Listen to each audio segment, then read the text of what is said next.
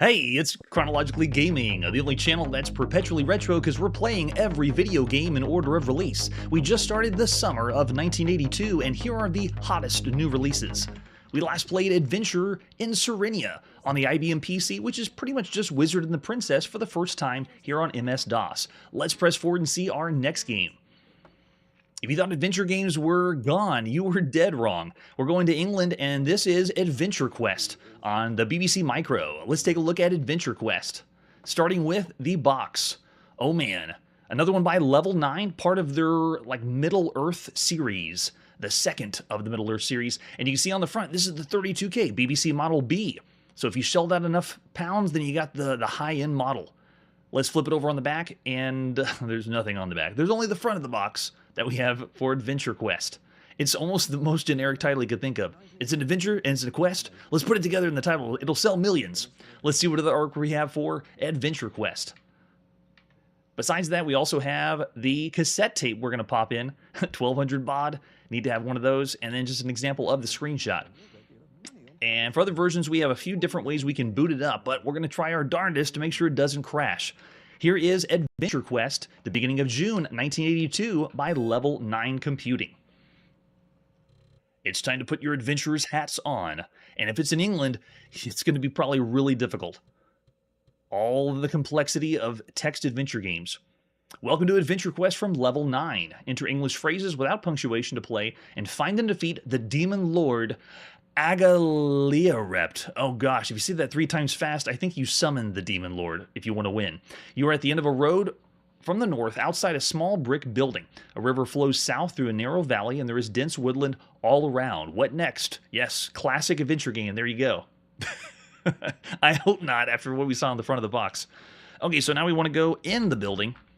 We're in the building. Steps lead down a well into the center of the floor. A white dot is marked over the door. A bottle lies nearby. It's full of water. There's a bunch of keys here. Some fruit is here. A sling and a table. So let's get some keys.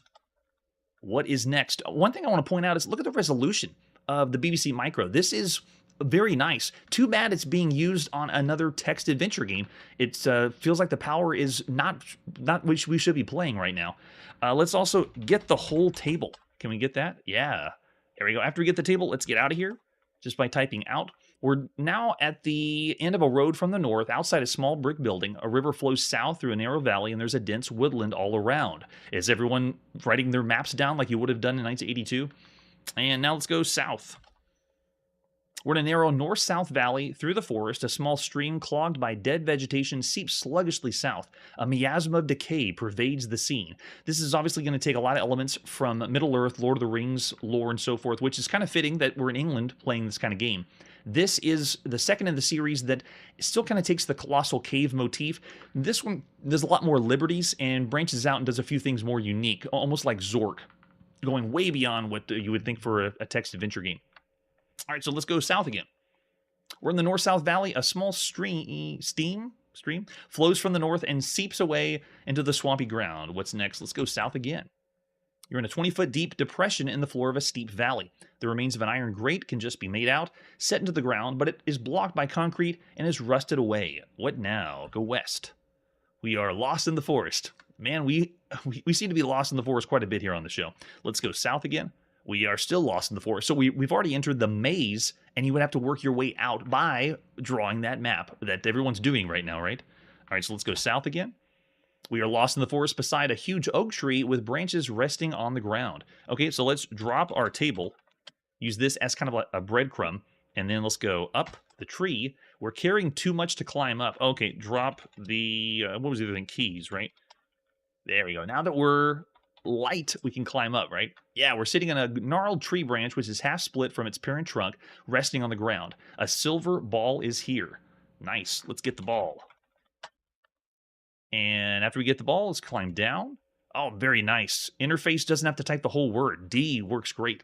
You're lost in the forest besides a huge oak tree with branches resting on the ground. And there's our keys and our table. Let's get the keys again and get the table. Can you believe that we're over-encumbered in a text adventure game? I don't think we've experienced that before. We're carrying too much to climb a tree. All right, let's go summer, baby. Playing some games in England. All All right, so after we do that, the next thing we want to do is go north. Still lost in the forest, go north again. Let's go east this time. We're in the north-south valley. It seeps away on the swampy ground, and let's go south. We're in a 20-foot deep depression back there again. Let's go south. We're stumbling over sharp stones in a steeply sloping gully. There's a rare orchid here. An orchid is 2 feet above your reach. Okay, so let's drop the table. Here's our first puzzle. After we do the table, now we should be able to get the orchid. Yeah, so the table helps us reach the orchid. Got it. All right, after we got that, now let's go up. We're on the steep side of the valley again with brambles and stinging plants and onion rolls on the ground. Get that onion. What next? After we got the onion, let's eat it. You don't have it. Wait, we just said get it. We got the onion. Eat it. Oh, maybe we don't have it. What's our inventory? Let's see. INV. We have a bunch of keys. We do have an onion. Eat onion. Oh, so if you say eat it, it doesn't recognize that. There you go. The onion tastes very odd. It's garlic. However, if you are obviously ravenous, why else would anyone want to eat an entire onion? You gulp it down, then you notice movement nearby and turn in fascination. All the vegetation downwind has curled up. What next? So if it's what see, another part of the confusion, why would they call the onion an onion when it actually was garlic? Why not call it garlic in the first place? If we are wearing what we had on the front of the box, then it would be a little difficult to climb the tree or kilt. But yeah, we eat the whole onion, and I think it's going to help us against the undead because it's actually garlic. All right, so let's go east now. We're in the base of a stone pinnacle which rises above the gloom of the trees into the sunlight above. A narrow path spirals around it, climbing upwards. A pack of wolves is stalking you. The wolves attack. Oh dear. You got yourself killed. Do you want to be resurrected? Oh, that was fast. Even after we ate it, I didn't think we'd die so fast. Yes, we do. There's a puff of orange smoke. A robed wizard is standing waiting. She hands you a scroll, smiles, and fades away. What next? Wait, so where are we now? Oh, we're back in the stone pinnacle. Okay. And we have a stone tower on slope and a stick lies on the ground here. Okay. So let's go let's get that stick. Oh, what? Our hands are full. What's our inventory? Keys, orchid, scroll. What? We can't carry it? That many things? That's ridiculous. Okay, let's drop the keys and see if we can pick it up. This guy looked pretty tough on the front of the box in his kilt, but you can't even hold that many things. All right, so let's go with, after get stick, let's try it again. Can we get it now? Okay, now we can get it. The guy can only hold 4 things. That's perturbed. Okay, so now let's go, after we get our scroll, let's read the scroll. Wow, this is all in the scroll. Take the talisman to the Black Tower. Through the 4 elements twice, it can defeat the Demon Lord, but only a companion can bring victory at the end. The talisman is nearby, but you also need 4 stones to gain entry, and these are guarded by servants of the enemy. You are the only hope for Middle-earth. There it is, Middle-earth. The High Council lied when they pretended otherwise. The blessings of Typo, god of adventures, goes with you. Good luck. That's hilarious and has some of the humor that you'd expect from adventure games. That really makes it fun and pretty colorful. So we're going to stop here, but I mean, look at this. That's the kind of quest you're going to be going on in Middle-earth, and you're guided by Typo, the god of adventures. That's what I'm talking about. I think he should be guiding all of our adventures. So that's Adventure Quest, the first one or the second one in the series of games we played on the BBC. I'd say of all the games you could play on a home computer, this is still about average. As far as adventure games go, it's not doing anything particularly new or fresh, but it's still a very average title. But that's not all. This time, for the first time, we're going to the NASCOM. And this is an actual new release on the NASCOM. Everything we've seen up to this point, this is a system that's in the UK. We played all older titles, but here it's the fresh new one, again by Level 9. I don't have the box that was done by Level 9 for the NASCOM. It might be the same, but for the purpose of making it as authentic as possible, we just have a few screenshots of Adventure Quest. So let's pop it and play Adventure Quest, Level 9 computing on the NASCOM. Here we go. Oh man, it just goes right into it. So after you slip in the chip and then boot the game up, it just continues right here. It doesn't even clear the screen. Yeah, now that we know we can't carry many things, I think the Demon Lord is going to have us for breakfast. But it's the same Demon Lord we have to take out and defeat. Agalia Rept. as my best guess. I'm not going to say it 3 times because we will summon him. All right, so we're back at the beginning. Let's go in the building. And this time, let's just get the table since we know we need that. Oh, I didn't get able doesn't work. Get table. There we go. All right, after we get the table, let's go out. Can we do O? Oh, yes. Don't even have to type O-U-T. After we're out, let's go south. And then go south again. And then go south. And now let's go west. And go south again. South again. Should look familiar if you saw us on the BBC Micro. And then let's go drop table. There it is.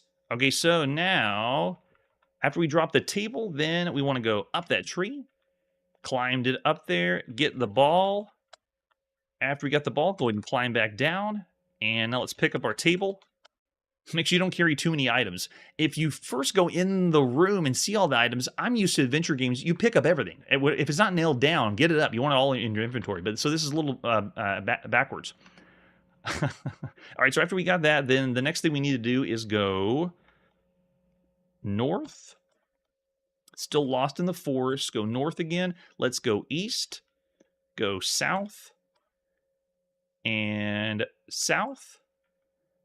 There, the rare orchid is here. Okay, so let's drop our table. And after we drop the table, get the orchid. Got the orchid. And now let's go up. We're just going to leave the table there. And then we have the onion. Let's get the onion. And then, does eat it work? Oh, it doesn't work. Okay, eat onion. Which really is garlic. So we ate the whole garlic. And then after that, we want to go east. We're in the base of a stone pinnacle. Narrow path spirals around, climbing upwards. Looks pretty familiar. I've been here before. Let's go up. You're on a path winding around the rock pinnacle. Keep going up the rock. Now a robed wizard standing waiting. She hands you a scroll, smiles, and fades away. So we got the scroll. Let's read it. This should have our quest. Yeah, there it is. What do we need to do? Defeat the Demon Lord. What do we need? The talisman. We also need 4 stones to gain entry. It's almost like we're doing more than the usual fetch quest. We need the orchid to live. Well, if we end up being over encumbered, we most likely will eat the orchid, because this guy can't even hold more than 4 things. I wonder if the items are weighted. And it's really not the number of items, it's just each one is blocked a certain amount of weight to it. Because it'd be, you guys having 4 flowers, and then you want to pick something else up at the game, and they say, no, you're over encumbered. You can't pick that up. That would be ridiculous. All right, so after we read the scroll, let's drop it. Oh, drop scroll. Okay, got the scroll down. Let's go down. And go down again. So we're heading back down the tower. This time, let's go west. The steep side of the valley overgrown with brambles and plants. Let's go west again. North-south of the valley. And then let's go north. We're in the narrow north-south valley through the forest. A small stream clogged by dead vegetation's here. And we've been here before. So after this one, let's go east. We're in a woodland above the valley. A path leads north into dense forest. A unicorn stands in the clearing. Give orchid to unicorn. Does it understand that much? Oh my gosh, it does. So it's not just a 2-word text parser. I was surprised. That's a good point. I don't know how he got eaten by wolves. It's possible the wolves were random, and it doesn't matter where you go. They just will destroy you. Yeah, I know the onion's going to be used later for a vampire. It helps against the undead. But I'm surprised the 4 words worked. So the unicorn takes the orchid, nods, walks off north, and gestures you to follow. All right, so after we go follow him north, you're on the path through the dense forest. Let's keep going north. We're in the grove of tall trees, relics of the original Great Forest, which covered this area before coming of the Desolation. I'm surprised they haven't said the word Mordor yet.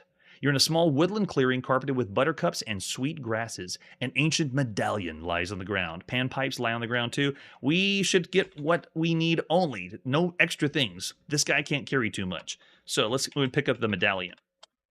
Got it. After we got the medallion, oh, we can get it. Let's get those pipes. Got them. Okay, let's go back down south. Back where we came from. South again. And south again. Woodland in the valley. Let's go west. Same place we were before. Go north. Into the road next to the brick building where we were. Let's go in this time. Now we're in the building where we were before all the items, but let's only get the bottle this time. Okay, after we got the bottle, let's go ahead and head out. Now that we're out of the building, let's go north and north. Oh, a pack of wolves emerges from the trees. You're at the edge of the fertile land. Nothing grows in the desert, which stretches north as far as the eye can see. Heat haze blurs your vision, but you can just make out the shape of a high mountain within it. A pack of wolves is stalking you. What is it with adventure games and deserts? We've already played a few by Sierra Online. They got deserts. I know later there's going to be adventure games with deserts, and here we go. We'll probably be lost in the desert. No way. Victor, you're going to already give this one 4 stars of all the computer games you could play? That's pretty ambitious. All right, so I'm going to go ahead and continue north. After that, let's see what happens. You're at the southern of the vast desert, baked by the burning sun. Great lines of doom seem to march north. Oh, not the score. Okay, number of items, I was going to say. When I see numbers in the chat, I think, oh, everyone's rating the game already. All right, so after that, let's go north again. And north again, still in the desert, lost. We begin summer of 1982 being lost in the desert by our first 2 games. All right, so then let's go west. Still in the desert, we can hear sand sliding softly in the distance. So at this point, we've already in Adventure Quest been lost twice. So you would have to be drawing the map to know where to go next. We, as always now with adventure games, are checking a walkthrough so we can actually progress through the game. But this would have been a dauntless task, and you would have been spending a long time here to play the game. All right, so after we go west, let's go north. We're back in the trackless oasis desert above a canyon. A small oasis sits in the bottom of the canyon, nestled at the foot of the southern cliffs below. Sand is sliding nearby. Now let's just wait. I don't understand. You're on a trackless desert above a small oasis. You can hear sand sliding in the distance. All right, let's try east. Still sand is nearby. Let's go east again. Okay, we're by the canyon. A large flat-topped pyramid with steps on all sides rises from the desert, and to the east, an outcrop of polished rock resists the shifting sand. A sphinx guards the pyramid. A rushing noise is nearly upon you. Let's go east again and see what happens. We're on the rocky outcrop overlooking the desert and the pyramid. A path leads down the north into a chasm between the outcrop and its parent mountain. The sphinx is here, and a gigantic worm, no way, like Dune, rises from the sand, swallowing all in its path. So after we're swallowed, each the sphinx and the period, now let's go north. We are in a sheltered wadi. Oil seeps from the rocks. Okay, so now let's drop the talisman. Got it. And after we drop it, let's drop the ball. Probably because we're over encumbered. Yeah, it does sound fitting. 104. Oh my gosh. Yeah, that's way too hot.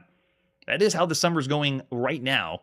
But in 1982, we've already played too many games that were lost in the desert. Yeah, so this was about timing, believe it or not. How we escape the giant worm of it swallowing everything. You're supposed to do it at a certain point, or not like the game's real time. It's still a text adventure game, but you notice how we had to do certain commands or be in a certain place for an amount of time. Kind of ingenious as far as text adventure games go. All right, so after that, let's go south.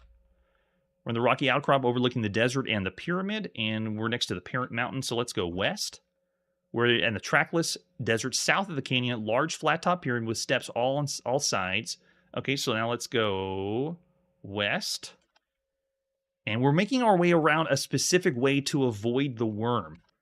This is insane how difficult this is. Sand is sliding nearby. Okay, so let's go south.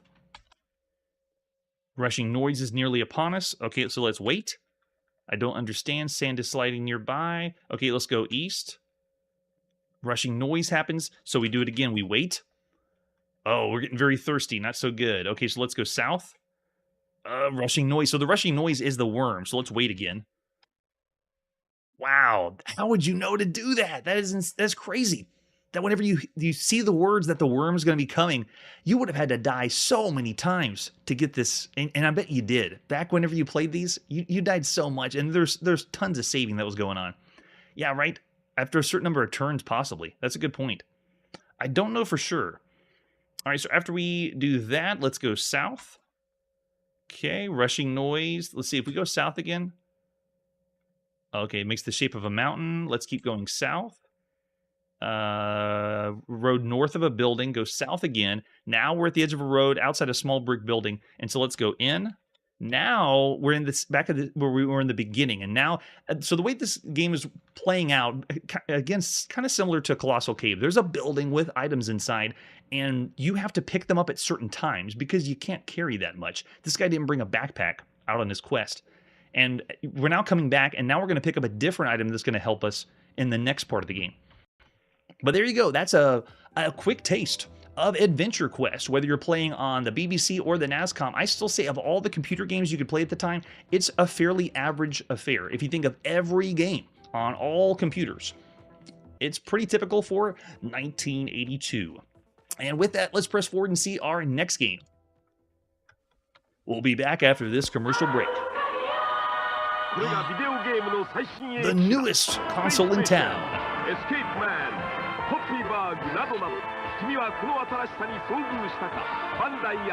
I love how the kids are just like mouth open. They didn't have to do that much. Just pretend to be surprised, kids. This is the Arcadia 2001, also known as other names in other regions. In North America, it was known as the Emerson Arcadia 2001, and that advertisement was for the Bandai Arcadia. And this is Alien Invaders. Let's take a look at Alien Invaders, starting with the box. So as the newest console, think of all the other consoles that are out there. Does this console even have a chance? I say no. So front of the box is pretty cool. They kind of do a watercolor homage for all the fronts of their box. It's more of an impressionist style, and it's kind of to set them apart from other ones. But I still say Atari and Television Magnavox, they look awesome. You have to have an incredible box whenever the game is not going to give you as much definition. All right, so there you go. It's obviously going to be a Space Invaders game, but I mean, they made it pretty cool. You see the aliens coming out of the ship, and I think that's all we have for the box. But we also have other artwork.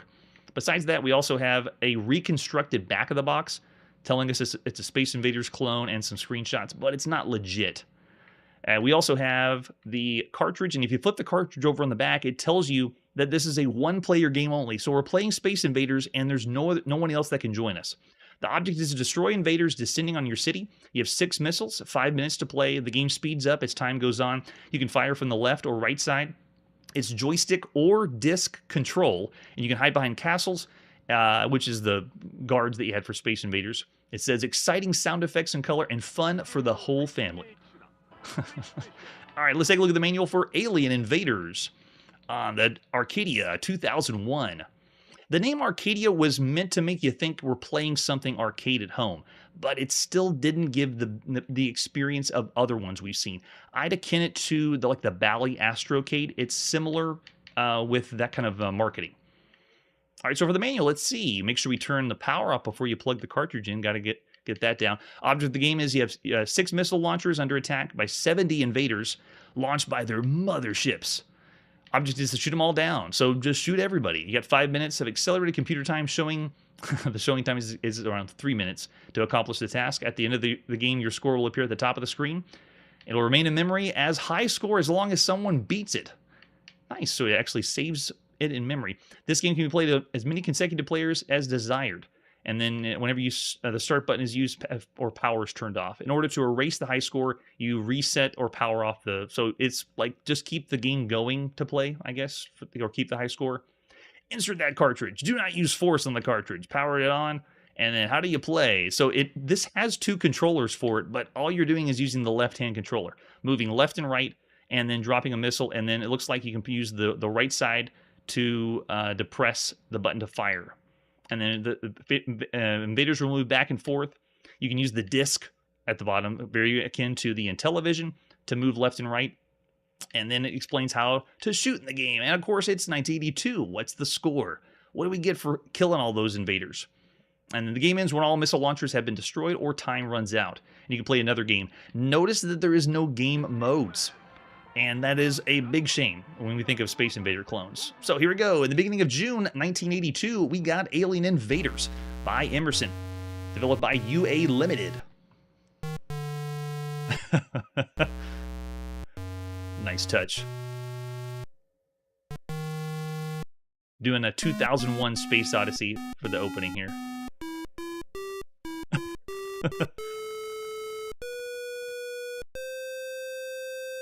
That's cool. Very nice. So again, a little song before the game begins, and making the aliens come up with the 2001 is pretty nice. All right, so this has options on the console to select from. This is a system with a controller that has a number pad, very similar to the Intellivision, but this doesn't use any of that. All I got to do is push start on the console, and then we are in.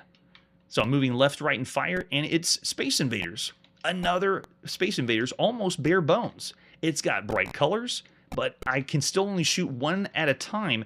And if you look down at the bottom where my ship is, or whatever's firing, the purple ship has a blue missile. And whenever you are firing with the blue missile, you can't shoot again until you load up another one. And there's sometimes a delay, where whenever I fire, I don't immediately get another shot to fire. I have to check down below and see if I got my blue missile ready to fire. Yeah, I think the intro is a really nice touch. 2001, we've only heard it one other time before, if memory serves, but the way they did it here with the aliens showing up, pretty cool.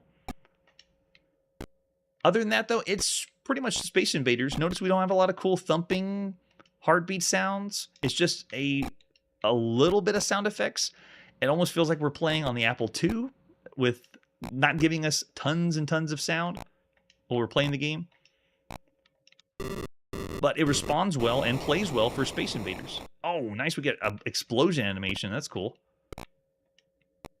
And they're keeping the high score at the top. They have a time limit, which is something that I don't think we've seen many Space Invaders do. Only one or two others may have done a time limit. What happened to the thrill of just the aliens are coming closer? Quick, shoot them. You need a time limit too?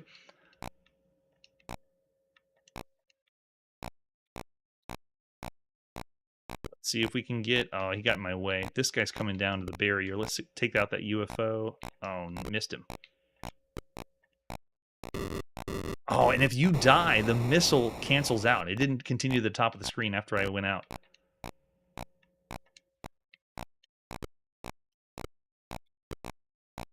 We played a lot of computer games, and you got to get yourself in the mindset that this is not on the computer. This is a home console, so it's not going to be as complicated as some of the other titles we played. But even still, oh my gosh, that's how they're going to...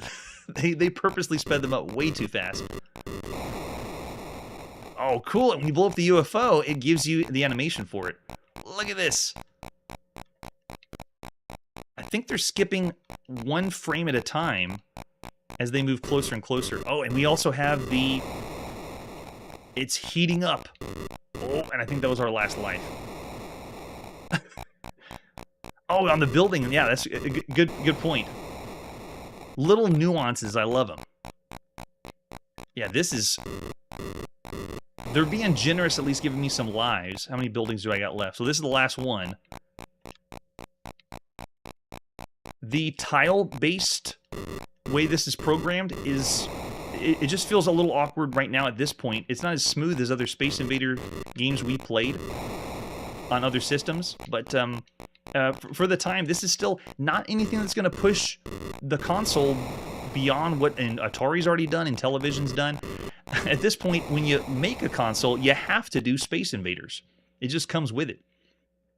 So there you go. Yeah, they're going really fast, and I think they're skipping a frame each time, making it even more difficult to play. So there you go. That's Alien Invaders on the Arcadia 2001. If you think of all the games we could play to this point on a console, it's pretty average. It does give you a little more resolution and color than we saw on the Atari, but as far as what Magnavox and Intellivision have done, it's not doing anything particularly beyond that. It is a good time for 1982, but I'm still going to say just average. Perfectly average for every other game we've seen to this point. That's true. You can still move after that. Lowest alien... Yeah, so it wouldn't let me shoot. I could still move around, but when you blow up the mothership at the top, it had the animation and paused. You could move, but you couldn't fire, so there was no strategy on that side. All right, so after Alien Invaders, let's press forward and see our next game. Our next game is also on the Arcadia 2001. This is American Football. Let's take a look at American Football, starting with the box. There we go. Same watercolor front we've seen from the other ones by Arcadia. Very nice. This is a title that's in both United States and Europe, so that's why it's titled American Football. I'd be surprised if they release this as American Football in North America and not just football, but the only place I've seen the title was called American Football. Let's see what other art we have for American Football. Oh, we have the reconstructed back of the box. Somebody just made up their own for not an actual scan. And then we also have a cartridge example that you pop in and a screenshot. It's not too much there, but we also have the manual for this one. Now, if you look down in the bottom left corner, there's the console. You can see the number pad on top. This console also included overlays, and this manual gives us the only example you'll need to play American football, and you have to have the overlay, very similar to the Intellivision. If you didn't have the overlay, you wouldn't be able to play football. Oh, that's true. Well, this game we're going to play does have louder volume, and you probably are going to regret that comment because this one can be a little irritating on the ears. They're attempting to do a stadium sound effect, and it doesn't come through as well, at least based on other ones we've seen, like the Bally Astrocade. All right, so American football, what's it all about? How do you plug it in and play? You got to turn it off first. Put the cartridge in, and then pop it in. All right, so here we go. This is the overlay. Now, over here on the far left side, that is what you would need to know to play the game if you didn't have this overlay. So if you and a friend wanted to play, it would be impossible. You'd be pushing random buttons because that includes both what you do on offense and defense. So just bear in mind, that is what you would need to refer to. You have to have the overlay for a good time. So we're in 1982, we got the game and the box, and we have it all with the overlay. Slide it in over the top, not as professional as the Intellivision, I might add. And then they got a few screenshots showing us the football field, and then on the lineup, and then in the huddle. When we want to play the game, we reset it, and when you start the game, pushing start on the console, the national anthem starts, and then the teams line up for kickoff. You have to push the kickoff button, so pushing the right one on the number pad, then the ball's shown for the kickoff, the left controller kicks it, and then you receive and then try to move across the field as far as you can until you get tackled. And then you try to stop the ball carrier using the disc, very similar to the Intellivision. That's how you'll control the team. This controls the entire team, which is kind of cool to see. As the ball carrier is running on the yardage gain on the upper side of the screen, you'll hear tackle and a whistle. The offensive team will go into huddle. Now, if you're in the huddle part, whoever is a huddle gets to select on their number pad an offensive play, and then I think you push go or OK button on the number pad with your overlay. So you see the scoreboard and field position on the top of the screen. The clock on the lower side of the screen will show the remaining time of playing, and then you run plays. The red letters printed on the control button are for offense, and the team is in huddle. So this scan of the manual is a photocopy, all black and white. If you had the overlay, it would be in color. And then so you can select things like upper running or lower running, and then line up, snap ball, and play start. So you have to know which button is the snap ball one. And then after that, you pass the ball or play whatever play you selected after that. Oh, yes, and we will get to that one. This is another one that I'm surprised came out this early. This one and the one we played, just football on the Bally Astrocade.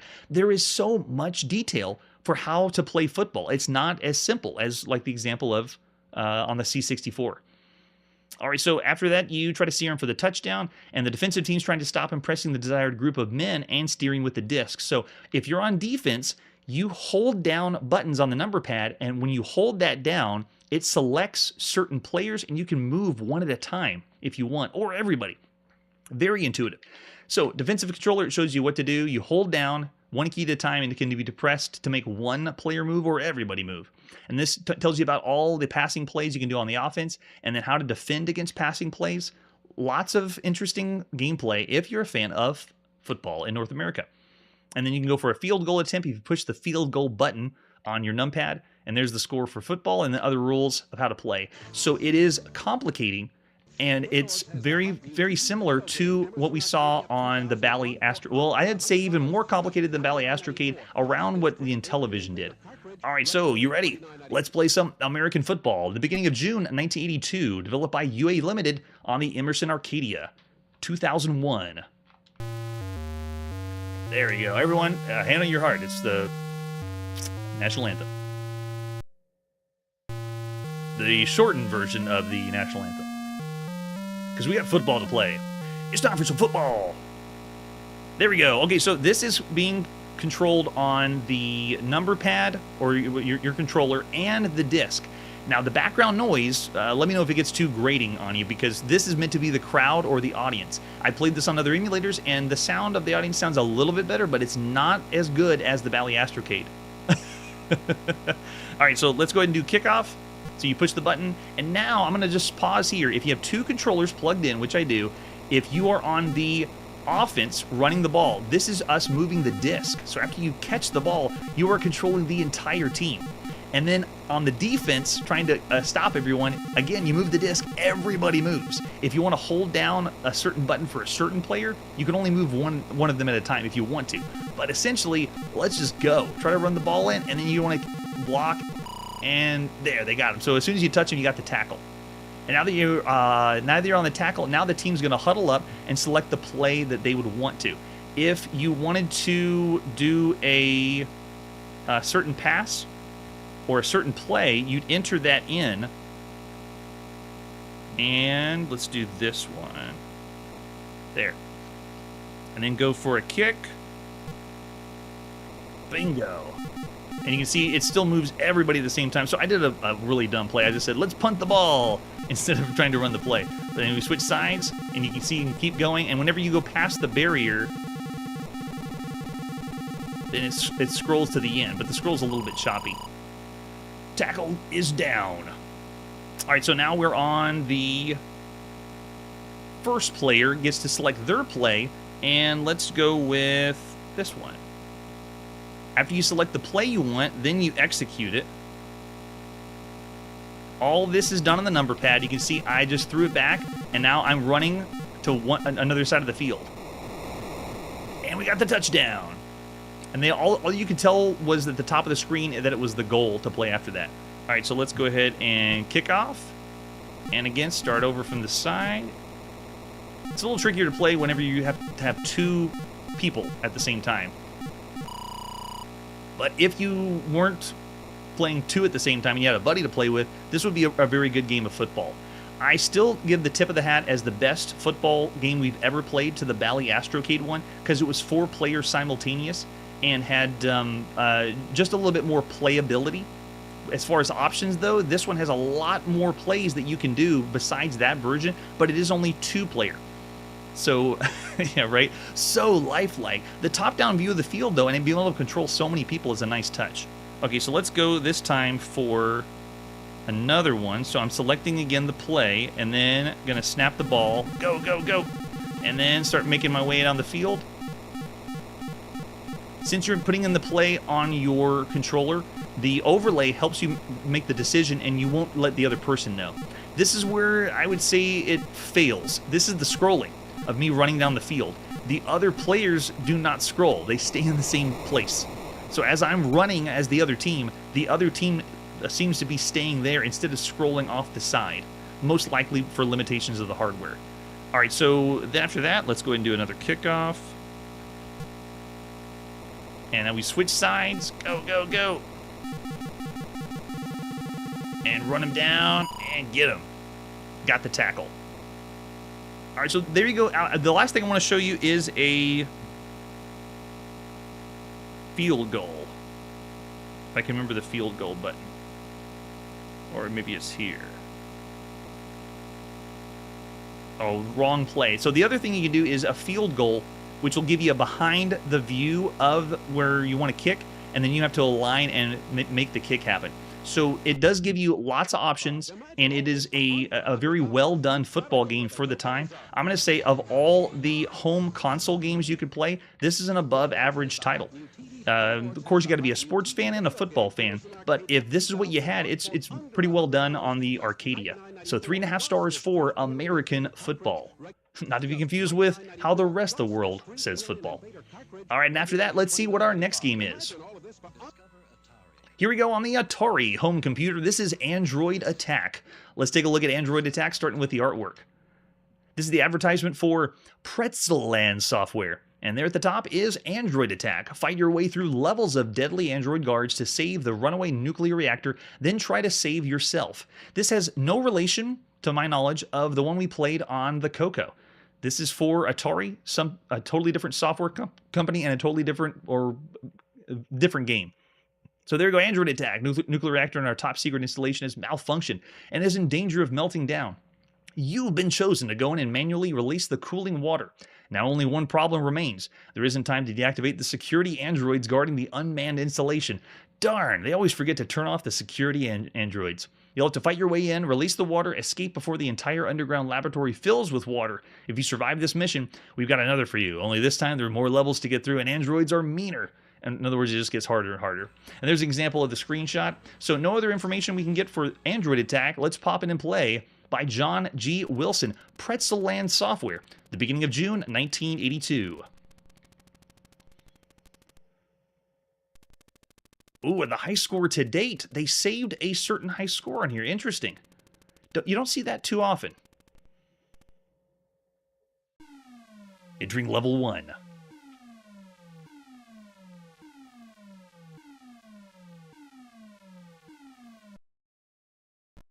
All right, so this is a Berserk variant. The tiles that you play the game on are done a little choppy, not as smooth as other ones we played. And bear in mind, we have played a Type N Berserk variant that had 2-player simultaneous play. It was called Maniac. But this one's a little quaint. It's smaller characters, but it still does the job well. So the way this game works is the walls don't electrocute you like Berserk, but whenever you clear the room of androids, then you can now move to the next one. And it does give me the ability to shoot in 8 different directions. You can see there. It's just a little choppier than other Berserk variants we played, but still lots of fun. Very playable, albeit simple. But if I didn't see the prices on the advertisement, if there was a good price for this, this would be a great game to play. Move from room to room and have the objective to kill everyone. So there's no evil auto. There's no way to run away. It's get all the androids to die before you can move to the next room.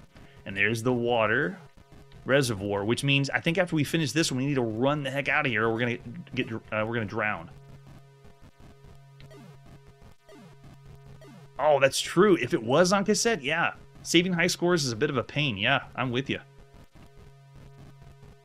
Oh, they do. They kind of, since they're programmed on a tile set. Uh-oh. Were we too slow? Because I was talking about the game. Oh, it is. That was it. The meltdown. I was too slow. You have to go fast. Where is the timer then? All right, enough talk. Time to blow up the androids. Oh, it sounds a little quiet. Let me raise that up for you. Hold on a sec. Okay, try that out. It's just giving us a little bit of sound for the steps, but not really doing the pokey chip justice, as far as, because there's no sound effects or no music, but there is sound effects. Hurry up and die. There we go. So no walking animation, just shooting. There it is.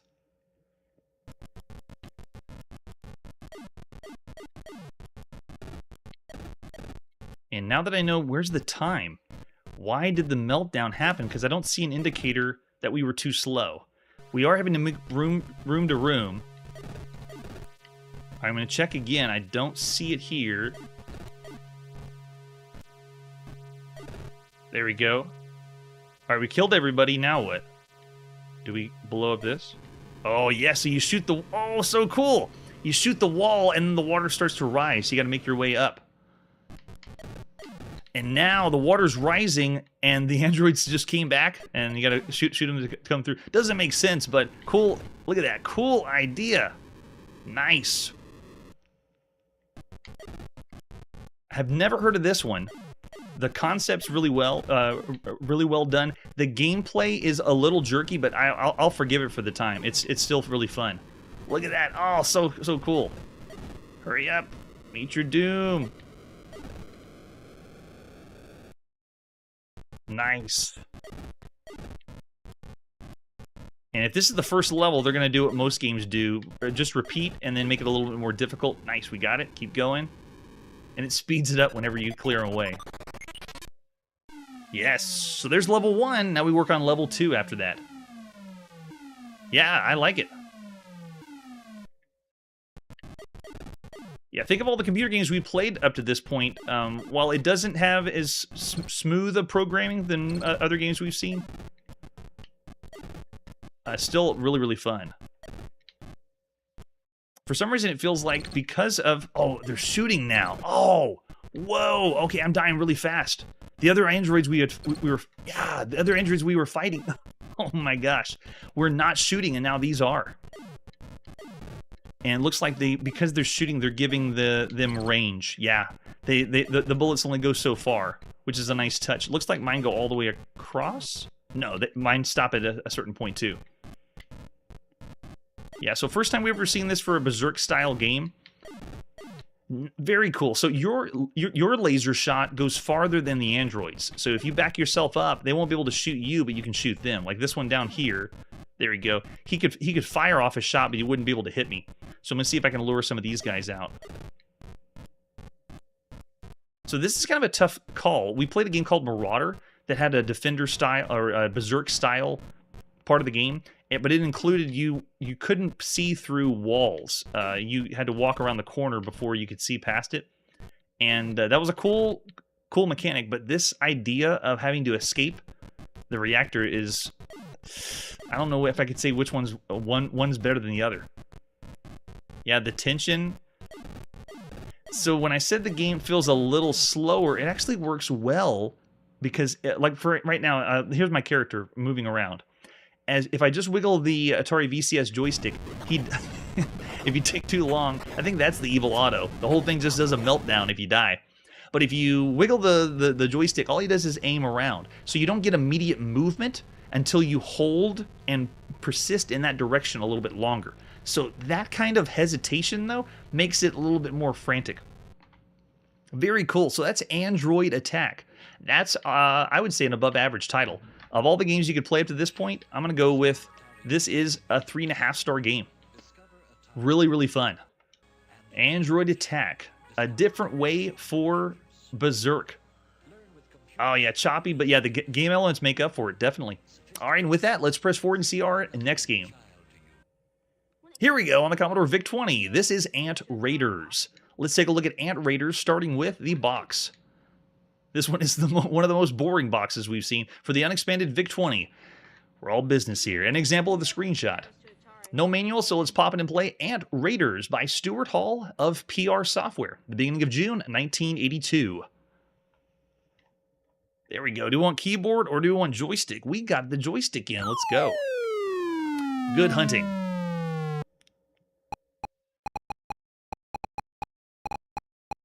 All right, I'm thinking another fixed shooter.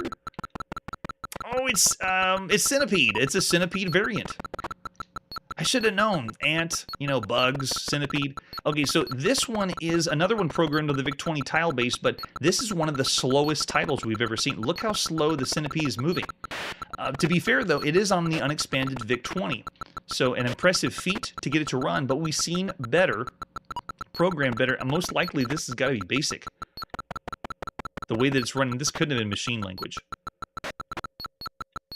But it's doing what we would expect from Centipede. The creatures you blow up turn into, looks like one of the tile sets. Yeah, one of the tile sets of the VIC-20.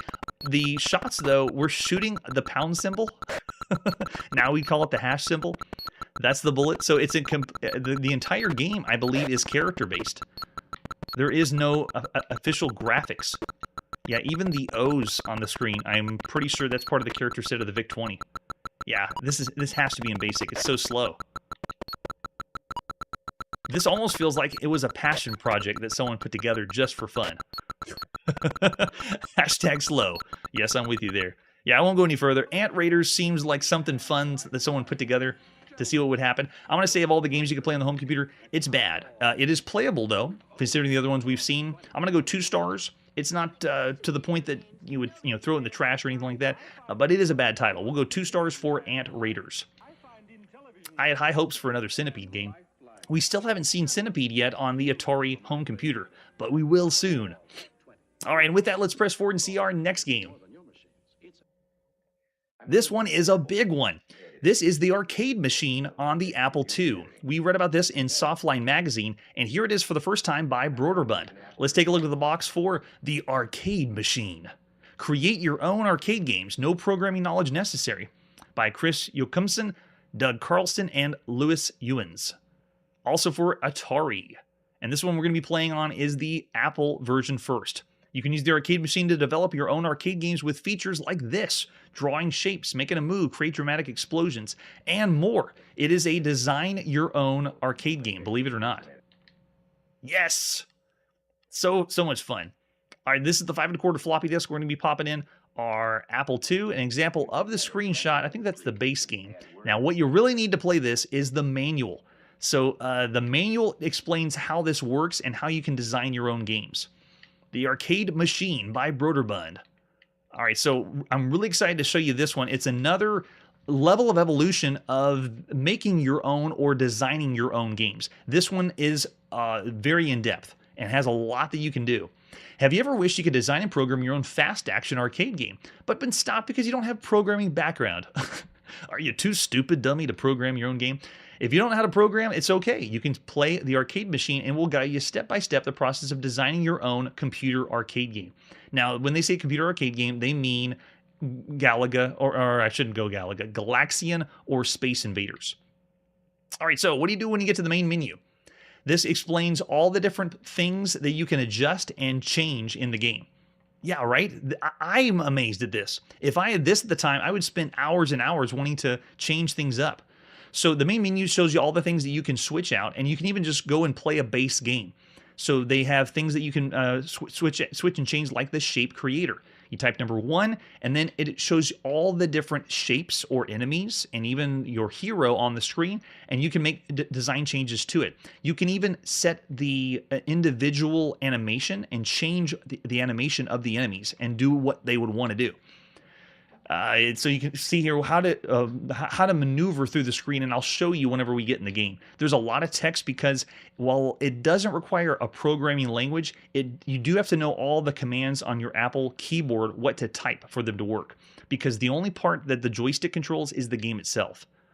All right, so after you save shapes and make adjustments to how things look in the game or animate, then the next thing you can do is the path, which is what the enemies are going to do and where they're going to go. So you can change where they're going to fly in the screen. Are they going to be like Space Invaders, just moving left and right? Are they going to come down like Galaxian? I wonder how in-depth you could go. Could you even go to the point to make this really similar to Galaxian? That's what I'd like to know. All right, so after that, then the next thing you can change up is the game options. How many lives do you have? What kind of power-ups? Well, I shouldn't say power-ups. What is your shot like whenever you fire on the screen? How often can you shoot? Those kinds of things. What's your missile size? All that's explained in the manual. You can see it's very lengthy. We're already at 23 pages, showing you how fast you want your ship to go, how fast you want the stars to scroll in the background, lots of different ones. Yeah, this is a shoot-'em-up construction kit.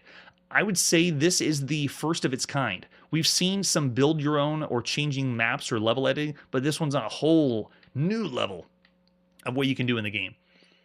You can also change the background and the title of the game, make it your own, and then of course load and save that, put the disk in, creating the save disk, and then they have an example at the back for the glossary, because they use a few terms that aren't as popular. Like when they say the object or character, what does that exactly mean? And then Broderbund threw a contest for the arcade machine. The grand prize was $1,500 worth of hardware and software. Would love to have had that. It's your chance to design games for Broderbund. And now what I'd like to know is, it says all entries have to be received no later than June 30th, 1983. At least this contest. So we got plenty of time. We better get in there and design a really cool game and send it into Broderbund. So there you go, the arcade machine. How do you program and play your own game? This is a two-sided, this is 2 different discs that you would use. Let's pop in and play the arcade machine. And the beginning of June 1982 by Broderbund. Yeah, I like that one, Nathan. Yeah, the idea just blows my mind. This exists that you can do. And the version we have is a cracked version, just to give you the heads up. So don't put this in and send this into the contest at Broderbund. All right, so let's play the base game. If I push 8 on the keypad or on the keyboard, here we go. This is our base shoot 'em up game. Aliens are moving left to right. You can see I can fire one shot at a time, shoot the aliens, have a good time. There's a score that's keeping track at the top. And whenever you want to switch things up, let's say I don't like the way this, I want to make this better. So you go to this screen, and now we can go into changing the shape, the path, the game options, the level, background, all this at your disposal. So I'll just give you a small sample of what it would be like if I go into Shape Creator, push number 1. Then we want to edit some of the shapes. I want to create and edit some of those shapes. And I want to change the tank, which is your ship. So I'm going to just go to 3 tanks, and this will be the tank at the bottom. All right, and there it is. This is your example of your ship or your tank.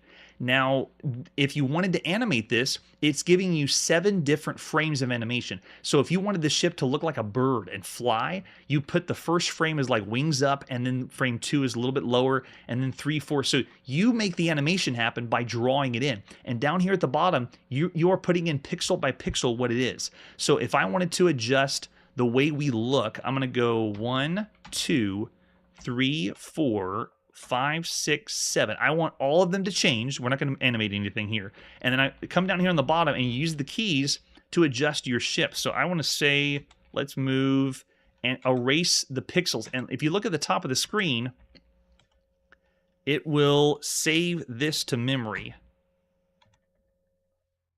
Let's remove that. And I'm going to make let's make the wings a little bit wider. Let's add onto the end here. So I'm adding pixels and drawing in how I want it to look. Going over on this side. What is really impressive about the game is you don't have to program this in. This is already programmed in. And we'll add some wings on the end. So we're just going to make our ship really impressive, look more like an insect. There we go. And I actually forget the command. How do I save the... After I go through and adjust it, then there's a button you have to push to select what puts it in place. So return, K is left, bottom tank, fire with... Oh, that's how you play the game, to fire with spacebar. And there we go. T is transfer. That's what it is. And so T.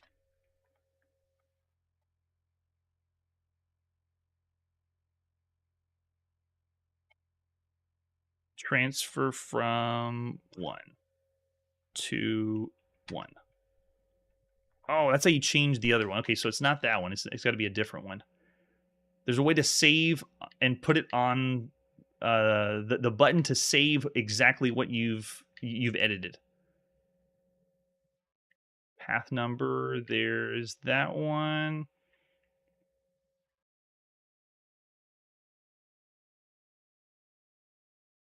Difference between all the shapes.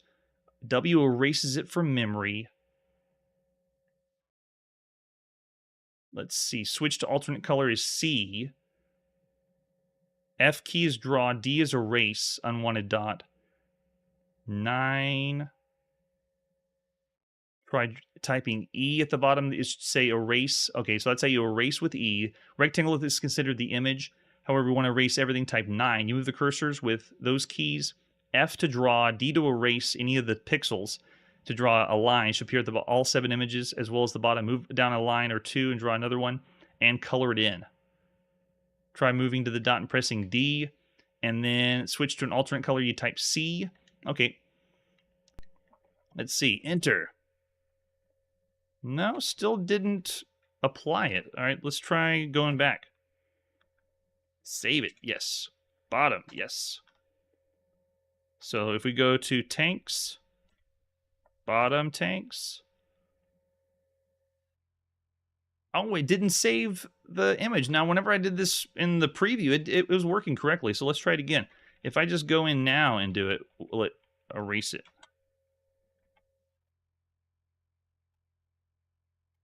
Okay, now it's doing it live. Interesting. There it is. So you can see the ship changing at the top of the screen, and now let's just continue to draw out. There we go. And you can see how a little of the graphics of the Apple II, whenever I'm changing colors, it's adding, or it seems to be adding the artifacts to make the colors different. All right, so let's remove that one and go across here. There we go. And now we're set. Save it, yes. It's going to be at the bottom. And then return. And then if we run, there we go. The ship that we designed is now at the bottom of the screen. It is a game that you need the manual. Obviously, you saw we had to look back and find out the commands to type it in. But this ease of use is way better than having to program it yourself. It is so cool. And this is just one option. Changing one character is very, very simple. All right. So of all the games you could play, I'm going to say the arcade machine is one of the best games you could play. This one is, in my opinion, a 4.5-star game, possibly 5-star. Because of the options are limitless, and it's giving you the ability to make your own arcade game. They have it is still a shooter, so you're not going to be able to make a berserk game. It would just still be a shooter game. But yeah, I'm going to do a 4.5 stars. The only reason is it's still just a like Space Invaders or Galaxian shooter, but it's still one of the best titles you could play. Yeah, there we go. Oh, the artifacting works the same way. Very nice.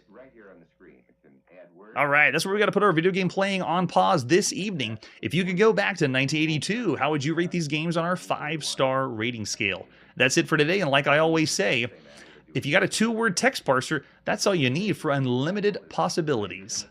Hey everybody, thanks for checking out the channel and joining me on my quest to play every single video game in order of release. We'll be streaming live every weekday at 9 p.m. Central, so join us and let us know if we missed any games along the way.